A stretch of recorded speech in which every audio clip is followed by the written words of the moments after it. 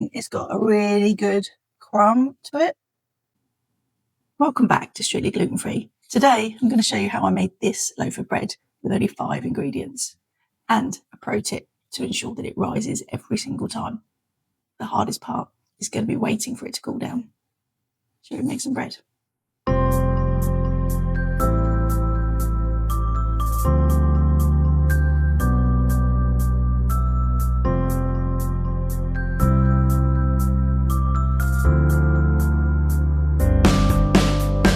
Okay, gluten-free bread.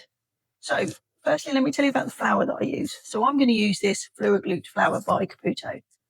It's a great flour for bread recipes. It's already a bread and a pizza dough blended flour. So everything you need is pretty much in there.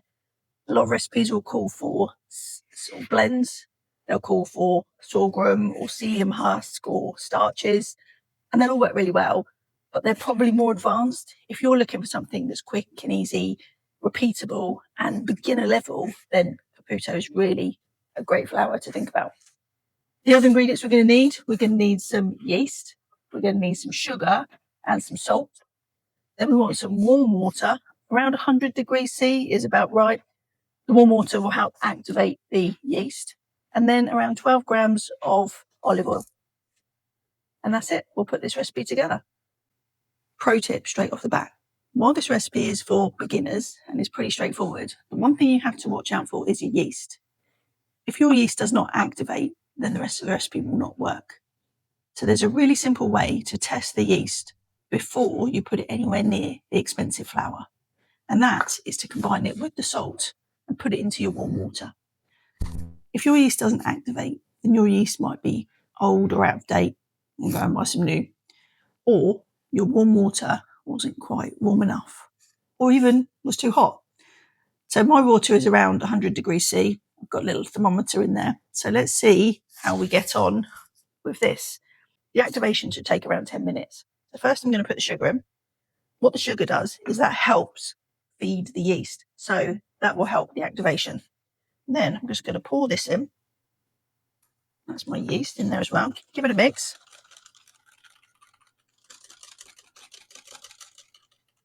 So it's all combined.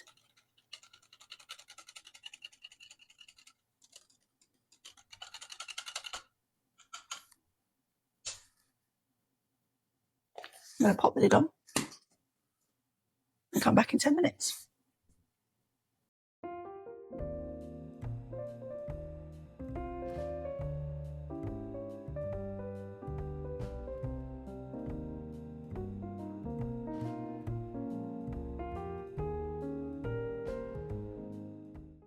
Okay, look at that. That's what you're looking for. That is really good activation. Really fluffy head on that. You can see that. That is what you're looking for. So what you can do now is simply pour that into your flour and combine it.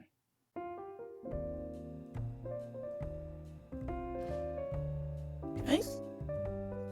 So start off with a spatula, although be prepared, you are going to get involved with your hands. I like to just bring it all in from around the bowl initially, and then it will start to get quite sticky. At that point,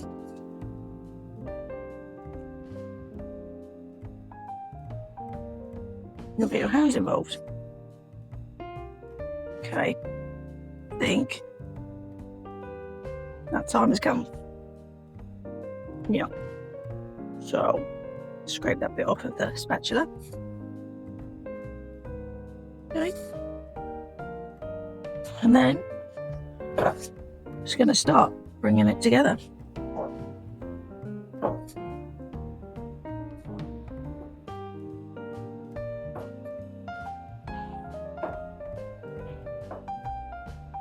Okay, then you can add your salt. Your salt's going to give you a slightly different consistency to this bread.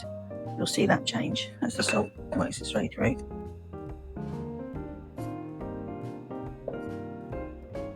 Okay, so it's now starting to resemble bread. What we're going to do finally is add the olive oil. And again, just pincer movement, squeeze it, make sure that all those ingredients are combined. Obviously this recipe, this bread has no gluten in it, so you are just looking to make sure that everything has really combined and got to know each other.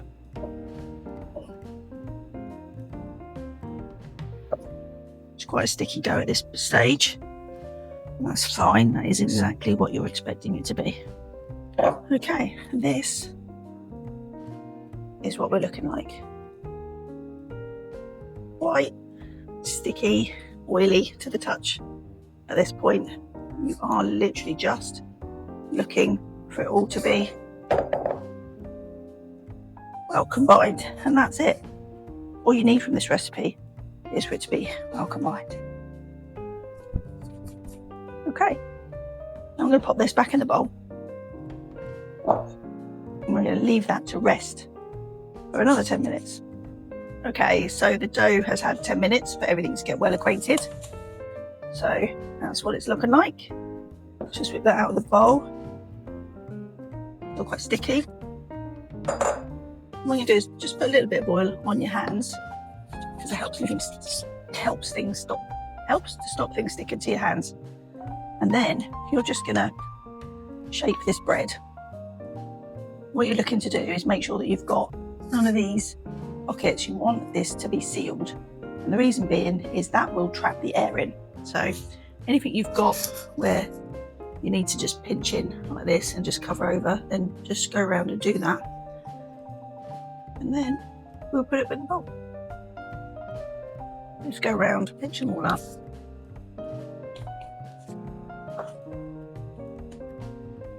Okay, I think that's good.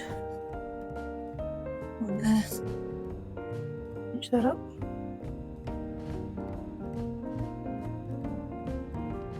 Okay, already on the top, a bit more oil.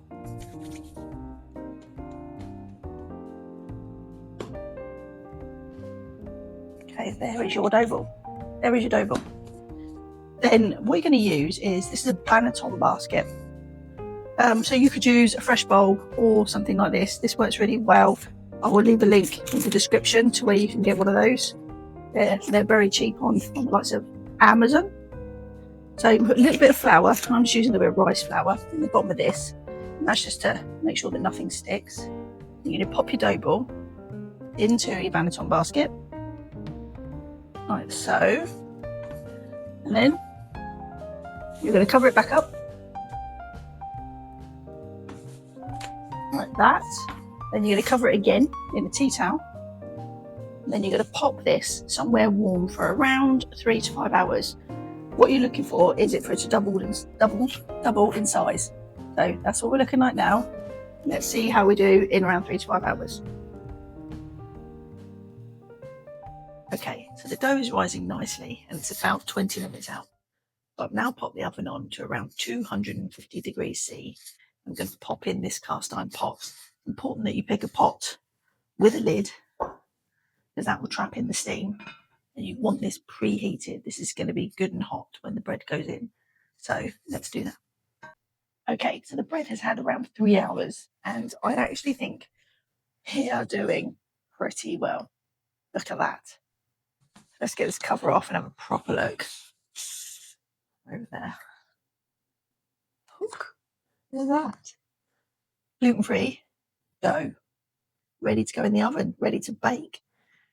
Then we get to the exciting bit, gluten-free bread. Okay, so now we're going to pop this bread into the Dutch oven and we're going to scrawl.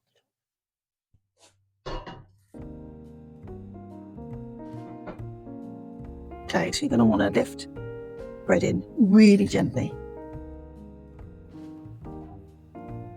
Being careful not to burn yourself. And then cut down the middle, or down the sides.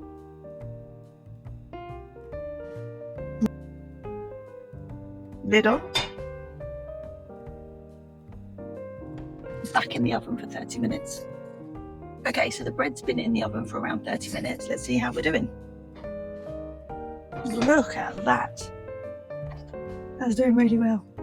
So we need to pop this back in the oven for another 10 minutes without the lid on, and then finally around 5 minutes on grill or broil, depending on where you are. And then that's our bread done. So let's pop this back in the oven. Okay, and there is our gluten-free bread. Now, as you can see, it's still looking a little bit pale on the top. And what you can actually do with that is just stick your oven onto a grill, which is obviously also broil, and just brown the top off, because your bread is cooked. It just makes it look a little bit more aesthetically pleasing. So we're going to do that. Okay, and there is our gluten-free bread. Oh, put this out and see what we're looking like. There you go, gluten-free bread. The hardest part is now going to be waiting 30 minutes for this to cool. So there is our gluten-free bread. As I said before, the hardest part for this is going to be waiting for that to cool down. But that is definitely crunchy on the outside, that bread. It's incredibly hot right now, so you definitely need to let it cool down. The main reason for that is that the bread is still forming. If you cut into it too soon, you're going to find that it's gummy and heavy. You really don't want that. You've gone to all this effort to make this great bread. So just be patient and make sure that this is good and cool before you cut into it. So I'll see you in 30 minutes.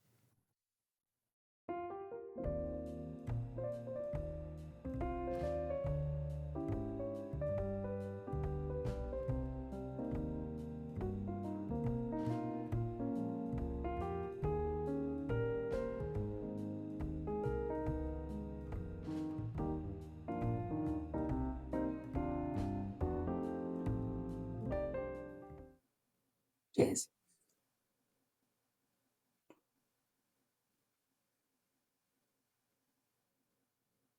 That is good.